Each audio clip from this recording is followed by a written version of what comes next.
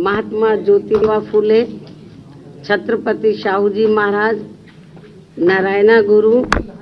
बाबा साहब डॉक्टर भीमराव अंबेडकर एवं मान्यवर श्री कांशीराम जी आदि की मानवतावादी सोच व मूवमेंट को ध्यान में रखकर तथा जिनके बताए हुए रास्तों पर चलकर ही मैंने उनकी सोच व मूवमेंट को आगे बढ़ाने के लिए अपनी जिंदगी भी समर्पित की है, जिसके तहत चलकर ही इस वर्ष भी वे आज मेरे जन्मदिन को जन कल्याणकारी दिवस के रूप में बहुत ही सादगी व संजीदगी के साथ मना रहे हैं। और इस मौके पर हर वर्ष हमारी पार्टी के ये लोग अपने आर्थिक सामर्थ्य के हिसाब से अपने अपने क्षेत्रों में सर्व समाज में से विशेषकर गरीब, कमजोर, लाचार, असहाय व अन्य जरूरतमंद लोगों की विभिन्न रूपों में आर्थिक मदद भी करते हैं और इस बार भी ये लोग काफी मदद कर रहे हैं। वैसे हमारी पार्टी समाज में विशेषकर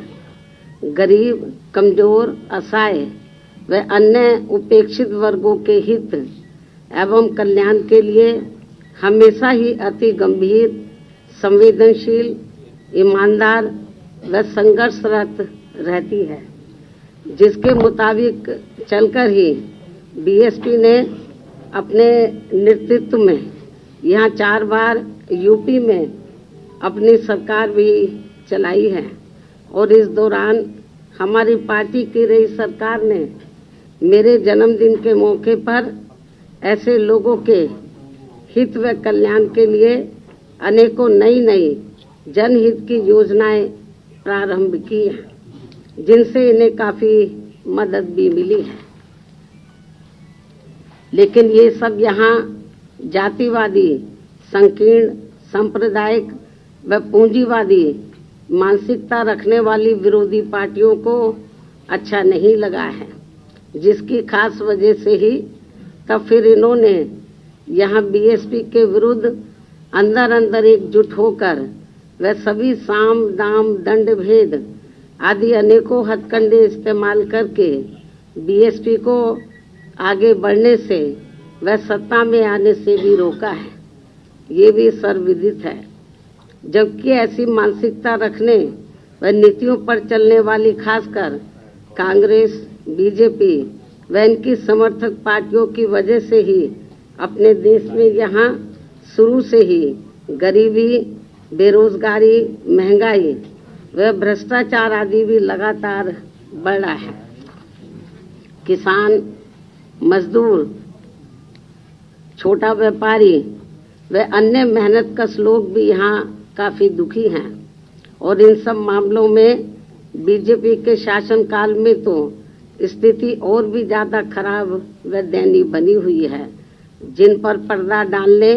व लोगों का ध्यान बांटने के लिए ही अब ये पार्टी आए दिन नई व हवाई घोषणाएं करने एवं निवेश लाने के नाम पर भी किस्म की नाटकबाजी आदि करने का ही सहारा ले रही है तथा जिनसे जमीनी हकीकत में यहाँ के गरीब एवं मध्यम वर्ग के लोगों को कुछ भी खास लाभ होने वाला नहीं है। साथ ही इनकी गलत नीतियों व गलत कार्यशैली की वजह से ही अब यहाँ उत्तराखंड व अन्य पहाड़ी बाहुल्य प्रदेश भी काफी ज्यादा प्रभावित हो रहे हैं। इसके अलावा देश में जरूरतमंद लोगों को सही से बसाने की बजाय उल्टा हल्द्वानी की तरह ही अधिकांश उन्हें उजाड़ा जा रहा है। हालांकि हल्द्वानी के लोग तो अभी माननीय सुप्रीम कोर्ट की वजह से थोड़े बचे हुए हैं और अब यहाँ यूपी सहित पूरे देश में कानून व्यवस्था को ठीक करने की आड़ में जो घिनौनी राजनीति की जा रही है, ये सब भी किसी से छिपा नहीं है। साथ ही जांच एजेंसियों का भी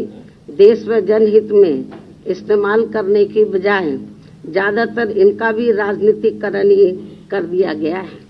ये भी देश के लिए काफी चिंता की बात है। इसके साथ साथ पिछले कुछ वर्षों से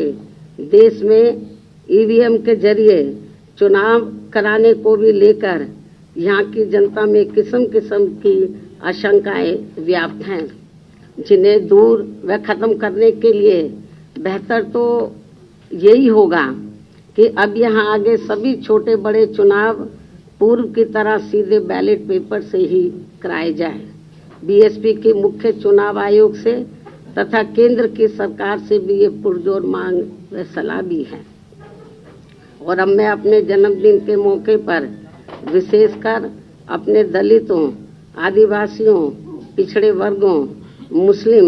व अन्य धार्मिक अल्पसंख्यक समाज के लोगों को आज भी इन्हें फिर से ये याद दिलाना जरूरी समझती हूँ कि भारतीय संविधान के मूल निर्माता व इन कमजोर एवं उपेक्षित वर्गों के मसीहा परम पूज्य बाबा साहब डॉक्टर भीमराव अम्बेडकर ने अपने इन लोगों को ये कहा है कि मैंने यहाँ जातिवादी व्यवस्था के शिकार व सदियों से उपेक्षित रहे अपने इन वर्गों के लोगों को आत्मसम्मान व स्वाभिमान की जिंदगी बसर करने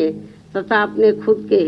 पैरों पर खड़े होने के लिए जो भी इन्हें कानूनी अधिकार दिलाए हैं, तो उनका सही से व पूरा लाभ लेने के लिए इन सभी वर्गों के लोगों को आपस में भाईचारा पैदा करके व संगठित होकर तथा अपने खुद के